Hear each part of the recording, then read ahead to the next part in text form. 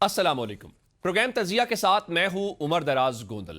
हमने ये गुज़श्ता रोज़ देखा कि खैबर पख्तूनख्वा में पाकिस्तान तहरीक इंसाफ की पार्लिमानी पार्टी का जो इजलास है वो खबरों की जीनत बना और उसमें तहरीक इंसाफ के कई जो MPs हैं वो शामिल नहीं थे या उसमें शरीक नहीं थे, जिसकी वजह से ये अफवाहें जोर पकड़ रही हैं कि क्या तहरीक इंसाफ खैबर पख्तूनख्वा के अंदर वाकई ही कोई फॉरवर्ड ब्लॉक बन चुका है और क्या सुहेल आफरीदी की हुकूमत को वाकईतन इससे कोई खतरा दरपेश है, या फिर ये तहफुजात हैं या नाराजगियां हैं जो आमतौर पर बजट के आसपास अरकान असम्बली की होती हैं, जिसमें उनके बहुत सारे काम होने वाले होते हैं, वो हुकूमत के ऊपर दबाव डालते हैं और हुकूमतें उन मामलात को ठीक करती हैं।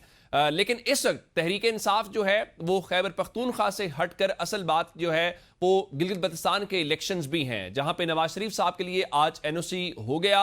बिलावल जरदारी साहब ने आज वहां जलसे से खिताब किया। बिलावल जरदारी साहब के जलसे के ऊपर बात करने से पहले यह भी बताएं कि तहरीक इंसाफ के जो बैरिस्टर गौहर हैं चेयरमैन, वो भी वहां पर पहुंचे हैं। लेकिन आज जो बिलावल जरदारी साहब की स्पीच है वो बहुत इंटरेस्टिंग है। उसमें मुमकिन तौर पर 28वीं तरमीम के हवाले से भी कुछ ऐसी गुफ्तगू हुई है जो इशारों किनायों में है, जो इस्लामाबाद में चमगोइयां थी। आज बिलावल जरदारी ने पब्लिक डोमेन के ऊपर उसके बात करके ये उन अफवाहों को तकवीत दी है कि 28वीं तरमीम में कराची और गवादर को विफाक के मातहत लाया जा रहा है। आज उन्होंने कहा कि वो हर चीज को इस्लामाबाद से चलाना चाहते हैं, गवादर और कराची को भी इस्लामाबाद से चलाना चाहते हैं।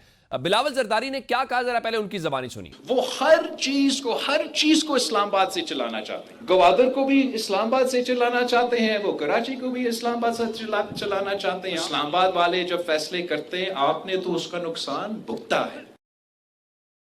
अब ये मुमकिन वो डिबेट है जो 28वीं तरमीम के ऊपर हो रही थी, इससे हट के उन्होंने फॉर्म 45 और 47 की भी बात की कि हमने कभी फॉर्म 47 के जरिए हुकूमत की दरखास्त नहीं की। बिलावल जरदारी इलेक्शन से पहले फॉर्म 45-47 की बहस को क्यों छेड़ रहे हैं? ये बिलावल जरदारी साहब की और शहबाज शरीफ साहब की जो इत्तेहादी गवर्नमेंट है उसके ऊपर तहरीक इंसाफ तो इल्जाम लगाती थी, लेकिन अब गवर्नमेंट के इत्तेहादी खुद जब ये बात कर रहे हैं तो इस हवाले से क्या मामला हो सकता है? फिर आज सबसे अहम बात जो थी वो कोट लखपत जेल से शाहमूद कुरैशी साहब का एक बयान आता है जिसमें वो कौमी इत्तेफाक राय की बात करते हैं। अब ये कौमी इत्तेफाक राय कैसे मुमकिन है? ये माहौल क्या मुमकिन है जो इतनी पोलराइजेशन है और खासकर तहरीक इंसाफ जब ये इल्जाम लगाती हो कि हमारे लिए कोई पॉलिटिकल स्पेस मौजूद नहीं है? इसके ऊपर हमने बात करनी है। दो मौजूद मेहमानों को प्रोग्राम के पहले हिस्से में हमने दिया है। पाकिस्तान तहरीक इंसाफ खैबर पख्तूनख्वा से वजीर इत्तलात खैबर पख्तूनख्वा शफी जान साहब हमारे साथ मौजूद हैं। शफी साहब, आपके वक्त का बहुत शुक्रिया। और मुस्लिम लीग नून की रुकने कौमी असम्बली शुमाइला राना साहब ने हमें ज्वाइन कर लिया। शुमाइला साहब, आपके वक्त का भी बहुत शुक्रिया। जरा आगाज शफी जान साहब से करते हैं। शफी जान साहब, ये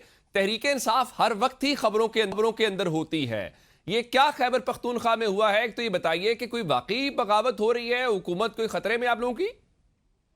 सबसे पहले उमर साहब आपका शुक्रिया। जहां तक खैबर पख्तूनख्वा की हुकूमत की बात है तो मैंने तो कल बड़े कैटेगरी के लिए अल्फाज में ये कहा था कि अल्लाह के बाद और फिर लीडर इमरान खान साहब के बाद सुहेल आफरीदी साहब को दुनिया की कोई कुव्वत नहीं हटा सकती। इससे ज्यादा क्लियर मैसेज हम नहीं दे सकते। कल जो पार्लिमानी मीटिंग हुई वहां पे 75 लोग मौजूद थे और बाकी लोग भी हमसे राब्ते में थे। बाकी 5 इस वक्त आउट ऑफ कंट्री हैं। कुछ लोगों की घरों में शादियां थी तो कुछ 1-2 बीमार थे। कुछ से अपने हलकों में होने की वजह से राब्ता नहीं हो पाया। तो हम बड़े कंफर्टेबल पोजीशन में हैं। ये जो मफरूजे कल से परसों से आप देख रहे हैं, कोई 50 कोट कर रहा है, कोई 75 कोट कर रहा है, तो कोई 60 कोट कर रहा है, कोई 54 कोट कर रहा है। कोई खतरा नहीं है खैबर पख्तूनख्वा में, ना ही कोई फॉरवर्ड ब्लॉक है। यहाँ तहरीक इंसाफ की ये बहुत ही बड़ी खूबी है कि ये वन मैन आर्मी की पार्टी है और वन मैन आर्मी जो है वो इमरान खान साहब है। इमरान खान साहब ही तहरीक इंसाफ है और तहरीक इंसाफ ही इमरान खान साहब है। जो इमरान खान साहब के नामजद करदा अपॉइंटमेंट होगी, जैसे कि इस वक्त CM अफरीदी साहब हैं तो तमाम लोग उनके साथ मुत्तहिद हैं, उनके एक पेज पे हैं। जब अली अमीन साहब को इमरान खान साहब ने नामजद किया था तो तमाम MPs उनके पीछे खड़े थे। अभी CM अफरीदी साहब उनके नामजद करदा वजीर आला है तो तमाम लोग उसके पीछे खड़े हैं। तहरीक इंसाफ में कोई ये सोच भी नहीं सकता कि ट्रैक से इधर उधर हो जाएगा। आपने देखा होगा जिसने इमरान खान साहब के नजरिए को छोड़ा, बड़े से बड़ा लीडर था, आज वो पाकिस्तान की सियासत के मंजरनामे में नहीं है। लेकिन जिन लोगों ने इमरान खान साहब के बयानियों को पकड़े रखा, जो उनके साथ खड़े रहे, जो वजन उठाते रहे, आज वो पाकिस्तान की सियासत के चमकते सितारे हैं। तो बात बड़ी वाज़ेह है कि महमूद खान, परवेज खटक उसकी जिंदा मिसालें हैं कि जिन्होंने इमरान खान साहब को दगा दिया, आज वो किधर है। ठीक। तो अच्छा, बात आप नंबर 75 का कह रहे हैं। 92 के आपके टोटल नंबर में से कल यही था कि 25 के आसपास लोग थे। गंडापुर साहब भी शरीक नहीं थे, फिर ये भी मालूम पड़ा कि गंडापुर साहब ने सोहेल अफरीद साहब ने कोई एक इल्ज़ाम दोहराया, फिर उसका जवाब उनका वही उनके जुमले दोहराए कि आप नाम क्यों नहीं लेते। तो गंडापुर साहब की सपोर्ट भी आपकी काबीना को और हुकूमत को हासिल है? देखिए, अब कल 75 लोग मौजूद थे पार्लिमानी मीटिंग में। गंडापुर हम साहब भी थे? नहीं, गंडापुर साहब मौजूद नहीं थे। और गंडापुर साहब जब से वजारत आला से उन्होंने इस्तीफा दिया है, तो वो पार्लिमानी पार्टी की जो मीटिंग्स होती हैं उसमें वो शरीक नहीं होते। अच्छा। उसके बाद में जब से वो वजीर आला से उन्होंने इस्तीफा दिया है, वो किसी भी पार्लिमानी मीटिंग में नहीं आए। इसके अलावा 75 लोगों के अलावा इस वक्त 5 लोग हमारे जो हैं वो आउट ऑफ कंट्री हैं। 3 लोग हज पे हैं, जिसमें एक तारिक अरियानी साहब आज वो आ गए हैं, उनकी मुलाकात भी अभी सीएम साहब से हुई है। बाकी 4 लोग इस वक्त आउट ऑफ कंट्री हैं। 3 लोग जो हैं वो जीबी के इलेक्शन में हैं। 2 लोगों से जो है वो राब्ता हमारा नहीं हो रहा था। और 3 लोगों के घर पे शादी है, जिसमें मुनीब साहब हैं, जिसमें हमारे एक और एमपी हैं, एक की बेटी की शादी है और एक की भतीजे की शादी है। तो हम बड़े कंफर्टेबल पोजीशन में हैं। अच्छा शुमाइला साहब, ये बताइए कि ये जो तहरीक इंसाफ के हवाले से इख्तलाफात, ये सारी बातें ये तहरीक इंसाफ में हैं या मुस्लिम लीग नून के अंदर भी डिफरेंस ऑफ ओपिनियन तो होता है? हम सुनते आए हैं नून शीन इस किस्म के बहुत सारे धड़े मुस्लिम लीग नून के अंदर भी थे। तो ये बिल्कुल वैसे ही मामूल के इख्तलाफात आप लोग समझते हैं? अगर सवीर मामलात हैं तो कहीं आप तो नहीं पीछे पीटीआई के खिलाफ कोई साजिश कर रहे हूँ? बिस्मिल्लाहिर्रहमानिर्रहीम, बहुत शुक्रिया। देखें उमर गोंदल साहब, बात यह है कि हर जमात के अंदर डिफरेंट स्कूल ऑफ थॉट्स होते हैं, डिफरेंट माइंड होते हैं, ओपिनियन होते हैं, और जमातों के अंदर जो है वो इख्तलाफ राय भी होती है। हमारी जमात में कभी भी नून से शीन और शीन से मीम जो है उसके लोगों ने ख्वाब तो देखे, लेकिन नून से शीन नहीं निकली। नून नून ही है, वफाक में भी है और सूबे में भी है, नून नून ही है। ठीक, हमारे कोई धड़ेबंदी नहीं है अल्हम्दुलिल्लाह। दूसरी बात यह है कि हमारी माशाल्लाह इतनी बड़ी जमात है और हमें किसी दूसरी जमात में तोड़ फोड़ करने की या उसको जो है वो डिस्ट्रॉय करने की हमें तो जरूरत ही नहीं है। लेकिन जो बंदा खुद अपने पैरों पे कुल्हाड़ी मारे तो उसको अब क्या कर सकते हैं। अब देखिए ना, इनके शुरू से आप देखिए डिसीजंस जो है पता नहीं कौन लेता है। इन्होंने पहले सुन्नी इत्तेहाद को ज्वाइन किया, वो भी तो वो नून लीग का डिसीजन तो नहीं था। ठीक। इन्होंने पहले कहा कि जी ज़िमनी इलेक्शन में जाना है, फिर इन्होंने कहा जी बाइकआउट करना है, फिर जुज़वी बाइकआउट की तरफ आए। तो ये सारी चीजें नून लीग ने तो नहीं कही थी। मुज़ाकरात की टेबल पे नून लीग ने कहा कि आप आए बैठे। एक इनका स्कूल जो है स्कूल ऑफ थॉट कहता है कि जी बैठे इनके साथ, दूसरा कहता है नहीं जी हमने इनके साथ बैठना ही नहीं है। तो इनके असल में था धड़ेबंदी बहुत है। असल में जमातों के अंदर बहुत ज्यादा धड़ेबंदी अगर हो तो जमातें जो हैं वो मेरा ख्याल है परवान नहीं चढ़ती, वो बल्कि पीछे की तरफ जो है वो आती हैं।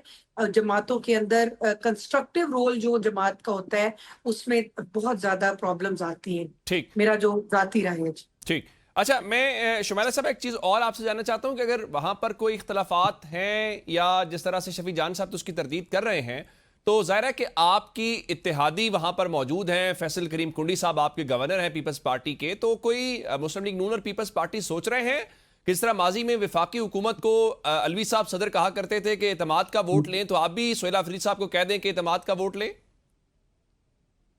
देखिए, अभी तक तो हम जस्ट अपना इलेक्शन की जो है वो तैयारी कर रहे हैं और अपनी इलेक्शन कैंपेन जो है वो चला रहे हैं। हमारे कुछ जो सीनियर लीडरशिप है वो वहां पे मौजूद है और एक्सपेक्टेड है कि कल इंशाल्लाह जो साबिक वजीर आजम और जो पार्टी के हमारे जो लीडर हैं मियां मोहम्मद नवाज शरीफ साहब, वो कल जो है वो गिलगित बल्तिस्तान का दौरा भी कर रहे हैं। नवाज साहब कल जा रहे हैं। आपने ये भी देखा कि उन्होंने अपने जाने से पहले हमने एनओसी जो है वो अप्लाई किया था। देखिए, कल का एक आपका मौजू बहस था कि शायद ये कानून जो है ये पीटीआई के लोगों के लिए शायद उनको हम रोकना चाह रहे हैं। आप मुझे ये बताएं कि हर इलाके के हर जिले के जो है वो हालात और ग्राउंड वैल्यू रियलिटीज जो हैं वो डिफरेंट होती हैं। और दूसरी बात यह है कि अगर लाहौर में आप मूव कर रहे हैं तो माइट भी आपको किसी से इजाजत लेने की जरूरत नहीं, लेकिन आप कुछ ऐसे एरियाज में जाते हैं जहाँ पे सिक्योरिटी थ्रेट और इश्यूज होते हैं, वहां पे आपको लोकल गवर्नमेंट को जिलाई इंतजामिया के नोटिस में लेकर आना बहुत जरूरी होता है। ठीक। और मैं ये समझती हूँ कि अगर एनओसी इलेक्शन कमीशन ने अगर अपना जो कोड ऑफ कंडक्ट है वो वजह किया है, तो उसको पीएमएलएन को जितना हम उसको फॉलो कर रहे हैं उतना तहरीके इंसाफ वालों को आप कह भी रही हैं उसको कि फॉलो लेवल करना प्लेइंग फील्ड चाहिए। है, बस कानून और ज़ाब्ते को फॉलो करें। शफी जान साहब, मुझे ये बताइए कि माजी में जब इस किस्म के इख्तलाफात चीज़ें होती थी तो आपके सदर थे डॉक्टर आरिफ अलवी साहब, वो कहते थे कि आप लें जी एतमाद का वोट लें। इवन खान साहब ने अपने दौरे हुकूमत में एतमाद का वोट लिया जब एक वक्त में इस्लामाबाद की जो सेनेट की सीट थे वो हार गए थे। तो अब अगर नंबर आपके पास पूरा जो आप कह रहे हैं कोई किसी किस्म का मसला नहीं है, तो कोई ऐसा अगर गवर्नर साहब कहें या ना कहें, सोहेल आफरीदी और आपकी हुकूमत कोई इस किस्म का इरादा रखती है कि खैबर पख्तूनख्वा असेंबली से एतमाद का वोट लिया जाए ताकि नंबर शो कर दिया जाए? देखिए उमर साहब, मैंने पहले भी इस बात को क्लियर किया कि हम बड़े कंफर्टेबल जोन में हैं। एतमाद की वोट की लेने की कोई जरूरत नहीं है। कुछ दिनों में बजट पेश हो रहा है और आप देखेंगे कि तमाम तर चीजें आपके सामने आ जाएगी कि हम बड़े आराम से बजट भी पास कर लेंगे और हमारा जो फिगर है वो भी बरकरार रहेगा। बिल्कुल ठीक। बड़ी जबरदस्त डिस्कशन जारी है। गुफ्तगू के सिलसिले को आगे बढ़ाएंगे लेकिन एक ब्रेक के बाद। Welcome back. अच्छा, ये बताएं, ये जो शुमाइला साहब बात कर रही हैं कि आप लोग बहुत कहते हैं कि आपको जीबी इलेक्शंस के अंदर उस तरह से लेवल प्लेइंग फील्ड नहीं है, जो असद कैसर साहब के हवाले से हुआ, फिर जुनैद अकबर साहब के हवाले से हुआ, तो आप एनओसी लेना। अब देखें, बैरिस्टर गौहर भी तो गए हैं, तो फिर तहरीक इंसाफ जानबूझ के ये हवा या बयानिया बना रही है फॉर्म 45 47 वाला, या वाकई आपको स्पेस नहीं है? देखिए 9 मई के बाद से तो कोई पॉलिटिकल स्पेस नहीं है तहरीक इंसाफ के लिए। और जो जेबी में हुआ उसकी मिसाल तो जेबी की तारीख में नहीं मिलती कि वहां पे इनके फेडरल वजीर इस वक्त बैठे हुए हैं। मीर मुकाम साहब बैठे हैं, अता तारड़ साहब बैठे हैं, यहाँ के अपोजिशन लीडर जो इबाद साहब है जिनका नून लीग से ताल्लुक है, अमीर मुकाम साहब के वो भाई हैं, वो तरक्याती पैकेजेस अनाउंस कर रहे हैं। इनकी पूरी लीडरशिप वहां पे बैठी हुई है। आज बिलावल साहब वहां पहुंचे हैं, आसफा साहिबा वहां पे पहुंची हैं और वो भी कैंपेन को लीड कर रहे हैं। कायरा साहब वहां पे मौजूद हैं। सिर्फ तहरीक इंसाफ के लिए सख्ती है, सिर्फ तहरीक इंसाफ के लिए तंगी है। जिस तरीके से जुनैद अकबर खान साहब को पहले गिरफ्तार किया गया, फिर सुबह बदर किया गया, बात बड़ी वाज़ेह है कि अमली तौर पे तहरीक इंसाफ जीबी का इलेक्शन जीत चुकी है। अच्छा। लोग इमरान खान साहब को वोट देने के लिए बेताब है। इमरान खान उनकी जिद है। इमरान खान ये इलेक्शन क्लीन स्वीप करेगा। पहले आपने देखा कि हमने गिलगित बल्तिस्तान डेमोक्रेटिक मूवमेंट के साथ इल्हाक किया, पोलो मैन उनका निशान था, तो उस पार्टी पे भी पाबंदी लगाई गई। फिर हमारे जो कैंडिडेट्स हैं उनको आजाद डिक्लेयर कर दिया गया। किसी का निशान ट्रांसफार्मर है, किसी के पास खेमा है, किसी के पास विकेट है। लेकिन लोग गिलगित बल्तिस्तान के जो गैरतमंद अवाम है वो उम्मीदवारों के घर जा जाके उनको ढूंढ रहे हैं और उन्हीं के निशान पे टप्पा होगा जिस तरह 8 फरवरी 2024 को लगा। लेकिन ये हुकूमत फॉर्म 47 की और तैयारी कर रहे हैं। अब हमने सिर्फ ये करना है कि हमने अपने वोट को महफूज करना है, उस वोट की हिफाजत करनी है, उस वोट को हमने फॉर्म 45 से 47 पे कन्वर्ट करना है। अगर ऐसी कोई भी सूरत हाल बनी जो 8 फरवरी 2024 को पूरे पाकिस्तान में मौजूदा हुकूमत ने बनाई, तो हम रास्ते भी बंद करेंगे, हम गिलगित बल्तिस्तान भी 8 बंद फरवरी करेंगे। के बाद आपने कुछ नहीं किया था, खामोश हो गए थे। लेकिन 8 फरवरी के बाद भी हम तो एहतजाज कर रहे थे, हम इलेक्शन ट्रिब्यूनल में भी गए। जो नवाज शरीफ की बात शुमाइला साहिबा कर रही हैं, जो एक शिकस्त खुर्दा आदमी है, जो अपनी सीट हार चुके हैं, वो मनसेरा से भी हार चुके हैं, फिर वो जो लाहौर उनका घर है वहां से यस्मीन राशिद से ये हारा हुआ शख्स है। तो जब हम इलेक्शन ट्रिब्यूनल में गए तो वो केस इसलिए अदालत ने, बात में कोई सदाकत नहीं है, आपकी इस बात पे कोई सदाकत नहीं है। अगर आप इलेक्शन ट्रिब्यूनल में गए थे तो आपको वहां से भी मुंह की कहानी मैं उसी पे आ रहा हूँ शुमाइला साहिबा। जब हम इलेक्शन ट्रिब्यूनल में गए, यस्मीन राशिद साहिबा का जब जो केस था नवाज शरीफ साहब के खिलाफ, तो वो केस इसलिए अदालत ने बाहर उसको रदी की टोकरी में फेंक दिया कि यस्मीन राशिद साहिबा के जो साइन थे वो उन्होंने खुद नहीं किए। तो बात बड़ी वाज़ेह है कि ना कोई बैग खुला, ना कोई फॉर्म 45 की तस्दीक हुई, क्योंकि ये वाहिद हल्का था नवाज शरीफ साहब का जिसकी रात को अंधेरे में 3 बजे रात को पोलिंग डे की 3 बजे रात को इनका आरओ चेंज किया गया, क्योंकि वहां पे जो मौजूदा आरओ थे वो शायद दानली नहीं कर रहे थे, क्योंकि ये तो शिकस्त खा चुके। ये जो फॉर्म 45 47 वाली शफी साहब ने बात की, शुमाइला साहब आज जब खिताब बिलावल जरदारी कर रहे थे तो उन्होंने कहा हमने कभी दरखास्त नहीं की कि हमें फॉर्म 47 का बंदोबस्त करके कोई ऐसी हुकूमत दी जाए।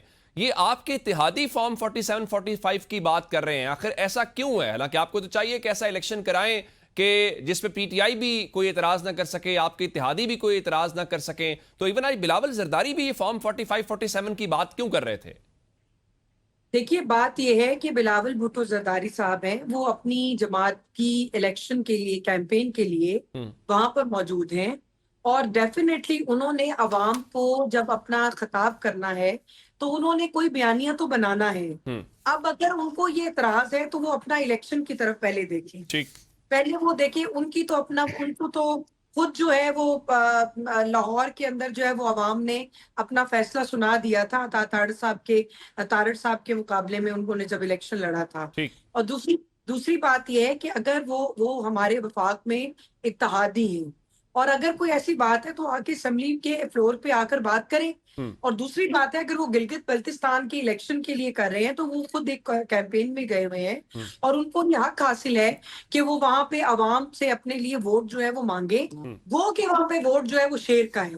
वो वोट जो है, आपने हमारे जलसों को देखा, आपने वहां पे हमारे जुलूसों को देखा, लोग कैसे जोक दर जोक जो है वो शेर की तरफ आ रहे हैं, शेर के उम्मीदवारों को कामयाब कर रहे हैं। और गिलगित बल्तिस्तान ने जो इंशाअल्लाह ताला अपना फैसला है वो सुना दिया हुआ है, और कल मोहम्मद नवाज शरीफ साहब जो है उनसे उनके पास जा रहे हैं, और जो गिलगित की गयूर अवाम है, मैं उम्मीद करती हूँ इंशाअल्लाह ताला वो कायद को मायूस नहीं लुटाएंगे, और ये इलेक्शन हम जीत चुके हैं। अच्छा, ये इलेक्शन में लोगों की जो हमने जो लोगों का समंदर उमड़ता हुआ देखा है ना वहां पे, और जो वेव बनी है, वो शेर की वोट है। इंशाअल्लाह ताला वो शेर को ही मिलेगा।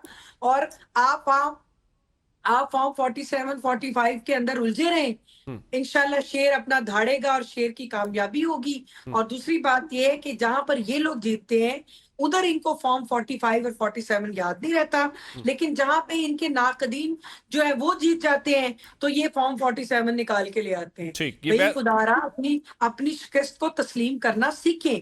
आप ये सीखें कि बंदा हार के आप फिर जो है वो जीतने की तैयारी करें।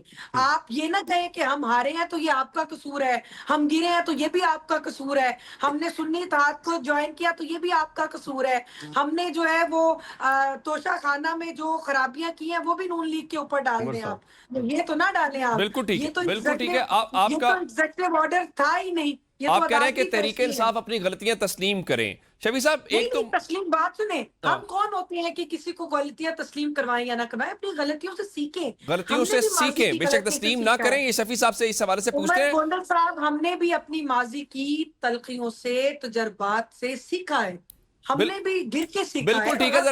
जरा मैं इस गुफ्तगू को आगे बढ़ाना चाह रहा हूं। बिलावल साहब ने एक और बात की, उन्होंने कहा कि ये कराची और गवादर को विफाक से चलाना चाहते हैं। शफी साहब, ये 28वीं तरमीम के हवाले से हम गुफ्तगू इस्लामाबाद में सुन रहे थे कि बहुत सारे जो इलाके हैं उनको विफाक के मातहत लाया जाए। आजकल आप लोगों का बड़ा इंटरेक्शन हो रहा है पीपल्स पार्टी के साथ, तो कोई आप लोगों को भी उन्होंने बताया है ये मुमकिन तौर पे 28वीं तरमीम के ऊपर बहस का आगाज समझा जाए, जो आज बिलावल साहब की स्पीच है? जी बिल्कुल। मैं इस सवाल पे आने से पहले मैं शुमाइला राना साहब को थोड़ा सा सही करने की कोशिश करूंगा। ये कहते हैं कि हमने गलतियों से सीखा। कौन सी गलतियों से उन्होंने सीखा? ये 1985 में भी जनरल जिलानी के पैदावार थे, आज भी उसी रास्ते से ये इक़्तिदार पे बराजमान है। 17 सीटों की ये पार्टी है, 17 सीट जीत के पूरे पाकिस्तान में। नहीं करना चाहती, लेकिन आप बात ऐसी करते हैं कि मुझे जवाब शफी खान तो मैं अगर मुकम्मल कर ले तो फिर शुमाइला साहब आपकी तरफ आ जाऊंगा। आप किनके कंधों पे चढ़ के आए थे? अब सुन लेना, मैंने आपकी बारी में तहम्मुल से सुना है, मेरी बात सुन ले फिर आप रिप्लाई करें ना। उमर साहब, इस तरह तो शो नहीं चलेगा। अच्छा शुमाइला साहब, जरा उनको मुकम्मल करें, फिर मैं आपकी तरफ आता हूं। आपको वो ट्रकों देखिए चले आप शफी साहब कंटिन्यू करें। ये कह रहे हैं कि शेर दाड़ेगा। शेर तो लाहौर में भी दाड़ा था 8 फरवरी को। इनका नवाज शरीफ एक शिकस्त खुर्दा आदमी जो है वो अपनी सीट हार चुका था। शेर तो मानसरा में भी दाड़ा था, नवाज शरीफ वहां भी हार चुका था। शेर तो लाहौर में मरियम नवाज की अपनी सीट पे भी दाड़ा था, जहां मैं शराफत हो, जहां पे मानसेरा सीट पे धांधली हुई। इन्होंने धांधली कराई है, ये हमें कहते हैं, हम इनको कहते हैं। ये इसी ब्लेम गेम में उमर साहब, अगर इस तरह होगा मेरा टेम्पो टूटेगा। इस तरह तो नहीं होगा ना। नहीं, ये जवाब देना आप। ये शफी साहब जवाब दे। मानसेरा में आप लोगों ने धांधली कराई है, आपके ऊपर ये संगीन इल्जाम है। अब सुन लेना जी शुमाइला साहब, सुन लें, थोड़ा हौसला पैदा करें। चले कंटिन्यू करें। शेर उसी तरह दाड़ेगा जिस तरह मरियम नवाज महर शराफत से हारी हुई है। शेर उसी तरह दाड़ेगा जिस तरह शहबाज शरीफ अपनी सीट हार चुका है। शेर उसी तरह मरियम नवाज शरीफ का जिक्र कर रहे हैं और एक शेख वो महर शराफत का। आप खुद ही हिसाब लगाएं। महर शराफत का कोई कमाल नहीं है मैं शुमाइला तो साहिबा, उनको कमाल उम्मीदवार भी नहीं इमरान खान साहब समझती। की टिकट का है। कमाल मैं उसका है जो आप 4 मैं तो साल से उनको जिसको आपने उम्मीदवार जेल भी में रखा माजरत हुआ के है, साथ नहीं उसकी समझती। मकबूलियत आप खत्म नहीं कर पा रही, उसकी पार्टी पे आपने पाबंदी लगाई है, उससे निशान छीना, उसकी एहलिया को जेल में डाला, पार्टी तोड़ी, वीडियोस बनाए, और आज भी आप जीबी में उसके एक एमएनए से डर रहे हैं। एक तरफ नवाज शरीफ और एक तरफ जुनैद अकबर खान का मुकाबला नवाज शरीफ नहीं कर पा रहा। आप कौन सी दुनिया में नवाज रह रही शरीफ का हैं? मुकाबला कहाँ से आ गया? जुनैद अकबर ने जो है वो वहां पे खिलाफ वर्जी की है इलेक्शन क्या कमीशन खिलाफ वर्जी की है? क्या खिलाफ इलेक्शन वर्जी की है? कमीशन ने ज़ाब्ता क्या इखलाक खिलाफ? जो दिया है वो आपके बताए लिए ना, भी और मेरे बताए लिए ना भी क्या है। ज़ाब्ता तो इखलाक अगर है? आप लोग नहीं उसको बताए ना, फॉलो कर रहे तो बताए ना इसमें क्या ज़ाब्ता इखलाक है? हमारा क्या कसूर है? ज़ाब्ता आपकी इखलाक गौर एक ही है, बैरिस्टर ज़ाब्ता गौर का भी इखलाक तो है ना एक ही है उनके। कि जहां पे आप तहरीक इंसाफ का परचम देखें, जिस चौक पे जुनैद अकबर खान साहब तहरीक इंसाफ की बात करें, उनको गिरफ्तार करो, उनको सुबह बदर करो, और अच्छा, दूसरी इसका तरफ मतलब है कि में बैरिस्टर गौहर जो है वो नून लीग की बात कर रहे हैं। वो गिलगित अब सुन बल्तिस्तान लेना, में बैरिस्टर गौहर जो है वो नून लीग का वोट मांग रहे हैं। आप मुझे ये बताएं बैरिस्टर कि गौहर जो तो आज उनको पहुंचे इजाजत दी हैं। हुई है और दूसरों को नहीं दी बैरिस्टर हुई, तो बैरिस्टर कमाल, गौहर आप बात सुने, आप कमाल करते हैं। नहीं, शफी बैरिस्टर जान साहब, आपको बैरिस्टर चाहिए गौहर तो आप आज ना पहुंचे हैं। हकीकत के मबनी बात किया करें। हकीकत की मबनी बात करता हूँ फिर आपको गुस्सा आ जाता है। मैं शिकस्त खुर्दा आदमी नवाज शरीफ को कहता हूँ, फिर आप माइंड कर जाती आप हैं। कह मैं रहे हैं कि शराफत से आपने नवाज, जुनैद अकबर साहब को जो अब है वो हकीकत इसलिए आप नहीं सुन नहीं रही। इजाजत दी। अब नहीं, सुन लेना, बैरिस्टर हकीकत गौहर को भी तो हौसला इजाजत पैदा मिली करें। है शफी साहब, ये बात तो ठीक है ना, बैरिस्टर गौहर को इजाजत मिली तो है। देखिए 2 दिन तो जुनैद अकबर खान साहब ने भी वहां पे कैंपेन की। जब इनको लगा कि तहरीक इंसाफ ने मोमेंटम पकड़ लिया, इनकी शिकस्त इनको नजर आने लगी, तो उनको गिरफ्तार कर दिया गया। हमने बैरिस्टर जलसे गौहर साहब देखे, आज आपने नून पहुंचे लीग हैं। के जलसे देखे हैं? आपने नून लीग के जलसे देखे हैं? आप या मैं मुझसे बात रिक्वेस्ट नहीं कर करूंगी पाएंगी शुमाइला साहिबा। उमर मैं गोंदल आपको साहब, मैं रिक्वेस्ट करूंगी आप अपनी नहीं, इस टीम तरह से शो कहें नहीं हमारे चलेगा उमर जलसे साहब। जो है वो जरा थोड़ा सा चलवा दें, फिर ये भी मुझसे बात टीम नहीं पे कर चलवा पाएंगी। दें। मैं इनकी बात में नहीं बोलता। चले ये उनको जरा इनकी मुकम्मल आदत तो है। कर लेने देना, शफी साहब शिकवा बार बार कर रहे हैं।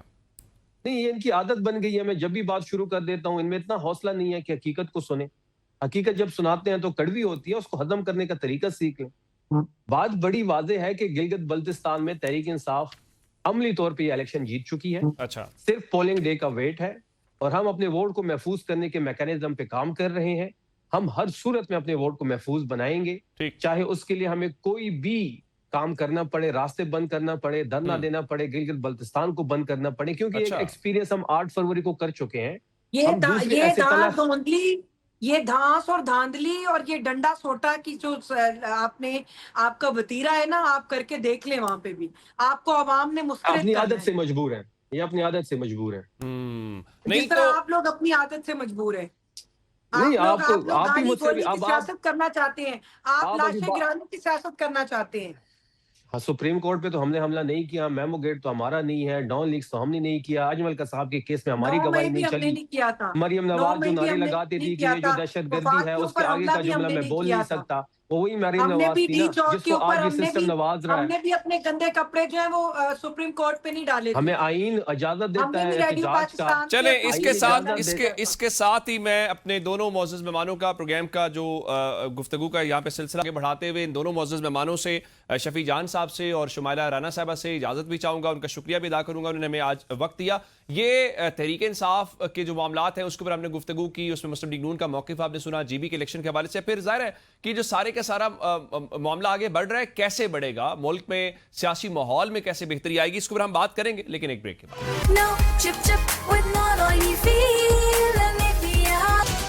Welcome back.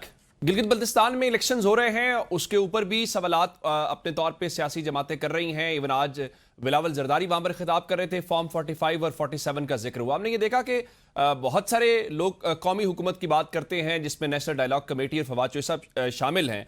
आज हमने एक पैगाम जो सुना, जो आया कोट लखपत जेल से, और वहां से भी कौमी इत्तेफाक राय की बात की गई, शाह कुरैशी साहब ने बात की। इसके ऊपर आज हमने दावत दी है फवाद चौधरी साहब को, उनसे बात सारे मामले के ऊपर करते हैं। चौधरी साहब, आपके वक्त का बहुत शुक्रिया। मुझे ये बताइएगा कि आपने कराची में भी कौमी हुकूमत की बात की। आज शाह कुरैशी साहब कह रहे थे कि पाकिस्तान को मुआशी और सियासी बहरान से निकालने के लिए कौमी इत्तेफाक राय नागुज़ीर है। वो माहौल आपको दिखाई दे रहा है? तहरीक इंसाफ ये इल्ज़ाम लगा रही है कि उनको वही सूरत हाल उनकी जो 8 फरवरी के इलेक्शन की थी, वही जीबी इलेक्शन के अंदर है। जब ये सूरत हाल हो तो ऐसे में कहाँ बनेगा वो इत्तेफाक राय, और कहाँ पे वो क्रेडिबिलिटी बिल्ड होगी सिस्टम की? नहीं, बात तो आपकी बिल्कुल ठीक है, इल्ज़ाम की बात नहीं है। आप खुद देखें ना कि जो असद कैसर साहब जब जा रहे थे तो पूरा इस्लामाबाद एयरपोर्ट रोक दिया गया, ट्रैफिक पूरी ब्लॉक हो गई, उनको कैंपेन के लिए नहीं जाने दिया गया। जुनेद जा रहे थे, उनको रोक दिया गया। पीटीआई के जो लोग वहाँ पे कैंपेन कर रहे हैं या उनको इंतखाबी निशान नहीं दिया गया। और उसके बाद जो हालात हैं वो आपके सामने हैं, उसमें इल्ज़ाम वाली तो बात ही नहीं है ना, ये तो मतलब ज़ाहिर है सबके सामने हो रहा है, इसमें कौन सी कोई ऐसी छुपी हुई बात तो है नहीं।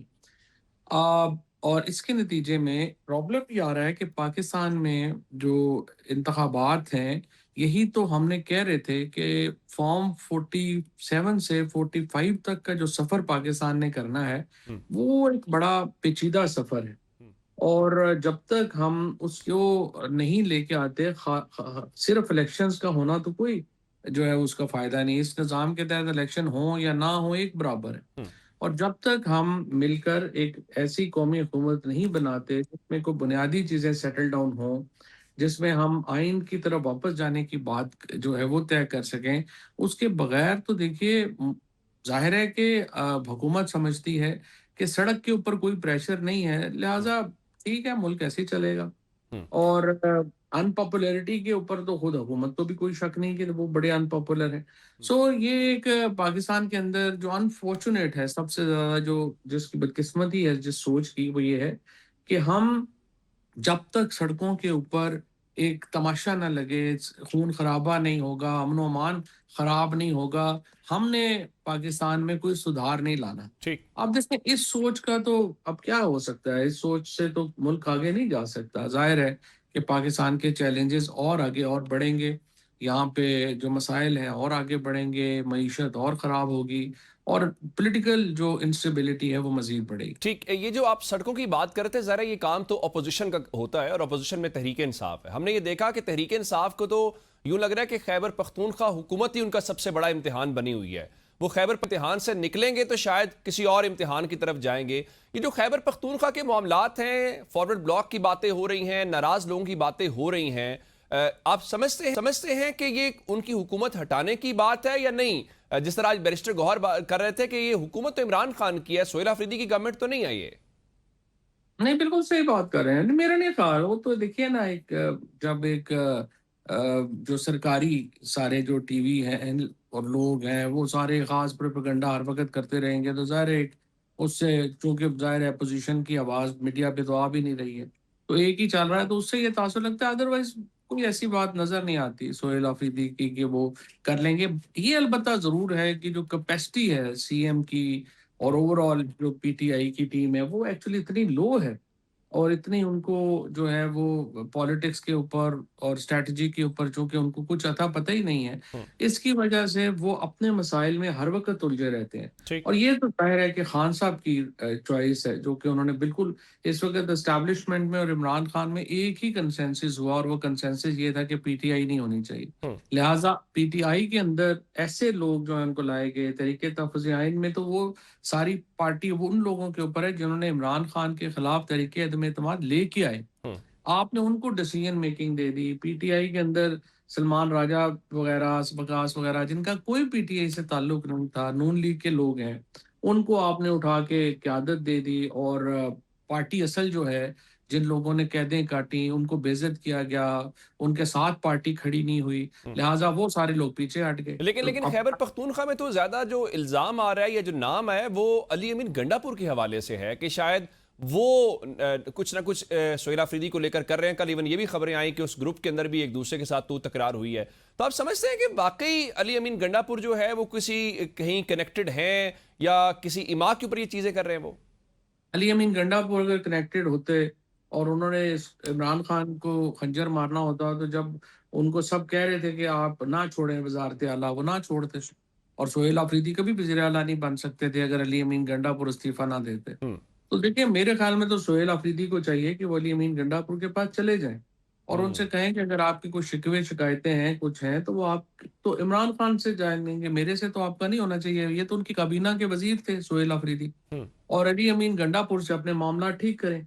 यहाँ पे मसला ये है कि सारे इमेच्योर किस्म के जो हैं लड़के वो आ गए हैं, हम्म, उनकी उनके पास कोई सियासी हिकमत अमलिया, मसलन आप देखिए ना कि मोहसिन नकवी से जो उनकी मुलाकात हुई, हम्म, आप मुझे बताएं उसको छुपाने वाली उसमें क्या बात थी? ठीक। आप कहें कि भाई हम हर वो काम करेंगे जिससे इमरान खान को सहूलत मिलती है, वो बाहर आते हैं, वो उल्टा ही जो है वो अपनी चीज़ों को इतना कॉम्प्लिकेट कर देते हैं कि उसी में ही मसाइल बढ़ जाते हैं। ठीक। सो ये फिर जो इनके पास जो टीम है केपी में, वो भी बहुत ही मीडियोकर है। यानी ऐसे लोग हैं कि जिनको आप क्लर्क भी भर्ती ना करें, आपने उनको शफी जान टाइप लोगों को सूबाई वजीर बना दिए। हम्म। तो अब ये प्रॉब्लम तो है पीटीआई का, आप कैसे इसको जो है वो टैकल करें। ठीक। अच्छा, मुझे ये बताइए कि आज बिलावल जरदारी जब थे खिताब कर रहे थे गिलगित बल्तिस्तान के इलेक्शन के हवाले से, तो वो जो बातें हो रही हैं इस्लामाबाद के अंदर मुख्तलिफ नशिस्तों के अंदर के गवादर को और कराची को विफाक के मातहत करने की बातें जो मुमकिन 28वीं तरमीम है, आज बिलावल ने उसके ऊपर बात की है और वो कह रहे थे